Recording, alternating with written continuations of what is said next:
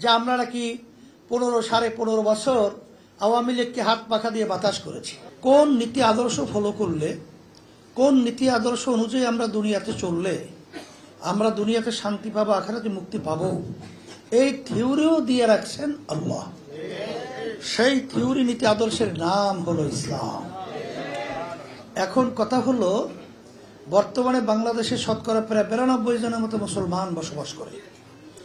এই দেশের ভিতরে অনেক রাজনৈতিক দল রয়েছে, সকলের কিন্তু মূল একটা লক্ষ্য উদ্দেশ্য হলো দেশের কল্যাণ, মানুষের কল্যাণ। কিন্তু আমরা যদি বাস্তবতা পিছনের দিকে তাকাই, 53 বছর এই দেশটা স্বাধীন হওয়ার পরে যারা দেশ পরিচালনা করেছে, যারা যে নীতি আদর্শের মাধ্যমে দেশ পরিচালিত তারা করেছিল, এর মাধ্যমে আমরা কি পেলাম?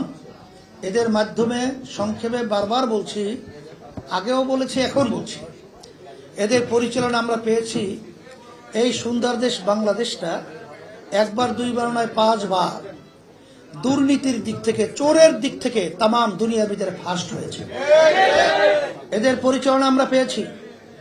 আমাদের দেশে টাকা বিদেশে পাচার করে কানাডা সহ বিভিন্ন জায়গায় বেগমপাড়া তৈরি করেছে।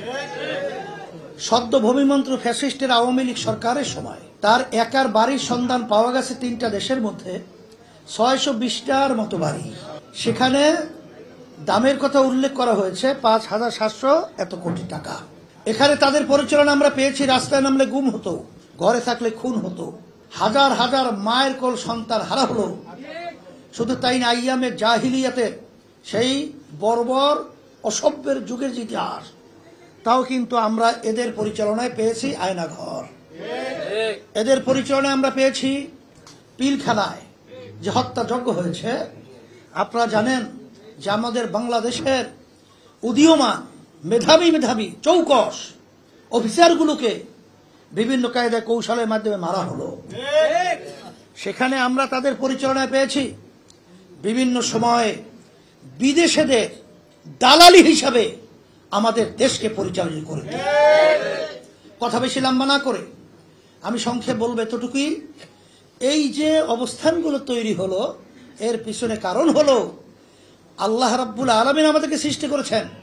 সেই সৃষ্টি নীতি আদর্শ বাদ দিয়ে যখন মানব রচিত কুফরি তন্ত্রমন্ত্র আমাদের উপর চাপাইয়ে দেওয়া হলো, তখন এই ধরনের অশান্তি, এই ধরনের অরাজকতা, এই ধরনের অশ্লীলতা, এই ধরনের দেশকে ধ্বংসের বাস্তবতা আমরা লক্ষ্য করেছি। আপনারা দেখেছেন যে ওই নীতি আদর্শ যারা পালন করে, এরা দিনকে রাত্র বানায়, রাত্রকে দিন বানায়। এরা মিথ্যাকে অনেকাংশে সত্য বলে প্রচার করে।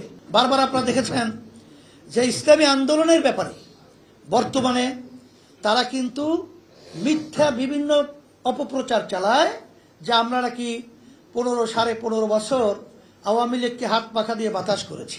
এই দিনটাকে যেরকম রাত্র বানায়, যদি জিজ্ঞেস করা হয় এই কথা আমাদের কেন বলা হয়, আমরা তাদের সহযোগিতা কিভাবে করলাম, বলে আপনারা 14 সালে জাতীয় নির্বাচনে গেছেন না?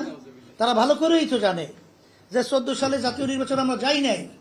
তারপর তাদের ধারাবাহিক সব নেতারা এক ধারসে এই মিথ্যা কথাগুলো বলতেছে। তাহলে কেন বলে? দেখেন, দিনকে রাত্র বানায়। আর এদের মাধ্যমে যদি দেশ পরিচালিত হয়, তখন আপনি আর আমি ভালো কি পাবো? ওদের থেকে তিতাই পাওয়া যাবে, মিঠা কোনোদিন পাওয়া যাবে। আমরা বারবার বলেছি 14 সালে তো আমরা নির্বাচনে যাই নাই, জাতীয় নির্বাচনে তো আমরা যাই নাই। আপনারা কিভাবে বলে? তারপরেও জোর করে এই মিথ্যাটাকে আমাদের উপর চাপাই দেওয়ার অর্থ যে ওদের আচরণগুলো, ওদের নীতি আদর্শগুলো, ওদের চরিত্রটাই হলো মিথ্যা বলা। এরপরে আপনারা দেখেছেন যে ওরা বিভিন্ন সময় বিভিন্ন কথা বলে, কিন্তু বাস্তবে ওই টুনটুনা টুন শব্দ পড়েছি আমরা বইয়ের মধ্যে, যে ওই পাখির কিস্সা ছোটবেলায় পড়ছেন না? ওরা ক্ষমতায় যাওয়ার জন্য বিভিন্ন সময় কৌশল অবলম্বন করে আমাদেরকে সিঁড়ি হিসাবে ব্যবহার করেছে 53 বছরে। আবার এখনো আবার 5ই আগস্টের পরে যে পরিবেশ তৈরি হয়েছে, আবার ওরা ক্ষমতায় যাওয়ার জন্য বিভিন্ন মিথ্যা রচনার মাধ্যমে এবং বিভিন্ন ধরনের ষড়যন্ত্রের মাধ্যমে ওরা কিন্তু এই আচরণগুলো আবার শুরু করেছে। আমাদের সতর্ক থাকতে হবে। মেয়েদের সম্মান নষ্ট করছে মূলত ওরা। ওরা হলো মেয়েদেরকে আসলে পণ্য হিসেবে ব্যবহার করে তাদেরকে সর্বক্ষেত্রে অপমানিত করেছে। কেন 5ই আগস্টের পরে 2024 ইসলামের পক্ষে যে একটা ক্ষেত্র তৈরি হয়েছে, এই ক্ষেত্র কিন্তু আগে পরে কখনোই ছিল না। এই ক্ষেত্রটা কিন্তু আমরা সবাই একত্রিত হয়ে এটাকে কাজে লাগিয়ে ইসলামের গাছটাকে মজবুত করতে হবে।